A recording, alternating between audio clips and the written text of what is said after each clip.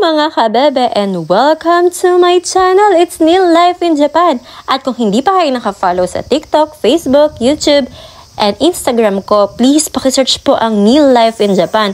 And syempre, hindi ako magsasawang mag-thank you sa mga followers at viewers ko sa kapapanood ng mga walang kakwenta-kwenta kong video. But anyway, samahan niyo ako for today's video. Papasok tayo dito sa loob ng cave.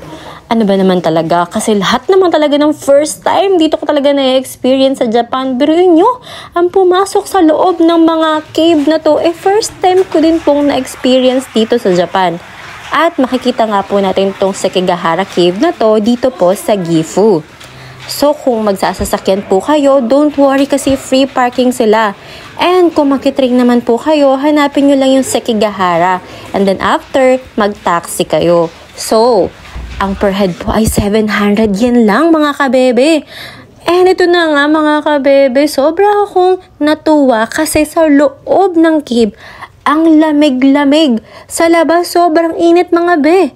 Biruin niyo sa loob ng cave, sobrang lamig. And may mga pera pa sila kasi meron yung tradition yung mga Japan, yung mga Hapon, na once na maglagay ka ng pera, mag-agis ka ng pera, then mag-wish ka. Kasi may kasabihan din sila na itong cave na to ay may healing power din. And then you can wish na nagga-granted nga din daw po. And then the water, even the water, sabi nila pwede daw inumin because it's pure water from the mountain. And ang daming pera mga be. Hindi ko alam kung nasa magkano to. Siguro, basta yun na yun. Ang hirap mag-compute, bobo tayo sa math. At nagulat ako kay ate, akala ko multo. Pero hindi naman.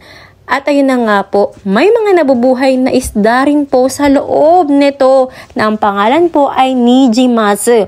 At alam nyo ba, ang tawag pala sa cave in Japanese, dokotsu. Dokotsu daw. So, please correct me if I'm wrong. And ayun na nga po mga kabebe, parang gusto kong pumasok ulit sa loob ng cave dahil ang lamig sa loob. Grabe, ang init sa labas. Tapos ayun na nga po. Ito naman po kasi talaga yung nilakad lang namin sa loob ng cave na yan. Na napaikot-ikot-ikot kami doon sa loob. Ito nga po siya mga be. Tingnan nyo. Ganyan. Yan ang iikutin nyo sa loob. Paikot-ikot kayo. Siguro may 30 minutes din kayo maglalakad sa loob niyan. And alam nyo ba tong puno na to? May ilang dekada na palang nakatayo to, kaya ganito na lang nila iniingatan tong puno na to kasi ito ang nakasaksi sa ng bansa, history ng Japan. Kasi ilang years na daw to nakatayo, may 500 century years na daw ha. Basta yun, ang hirap kasi magbasa be. Hindi tayo makabasa ng kanji be. Mabasa man natin, hindi natin alam yung meaning. At naalala ko yung senpai ko na Vietnamese na binigyan ako ng ganito nung ako po ay nagpa-farm pa. So yun lamang po. Thank you!